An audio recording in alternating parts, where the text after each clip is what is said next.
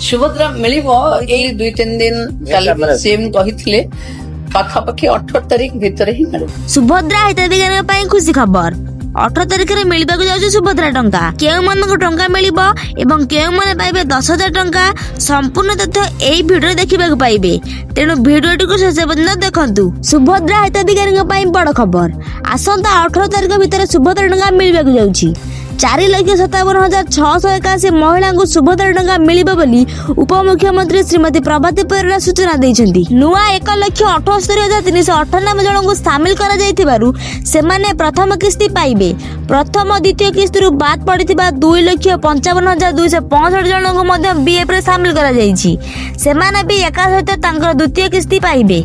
एही भली अभियोग शुणानी रे 24,018 जन हिताधिकारी को सुभद्रा योजना रे शामिल करा जाइछि समुदाय 250 कोटी टंकार सहायता राशि एता सुभद्रा योजना रे जीव आसंता 18 तारिख भितर सुभद्रा टंका मिलिबाकु जाउछि 4,57,681 महिला को सुभद्रा टंका मिलिबाकु नै घोषणा करछन्ती उपमुख्यमंत्री श्रीमती प्रभाती परिड़ा। सुभद्रा योजना चतुर्थ किस्ती टंका मार्च 8 तारिख आंतर्जातिक महिला दिवस दिन मिलिबो बोली उपमुख्यमंत्री श्रीमती प्रभाती परिड़ा सूचना दैछन्ती।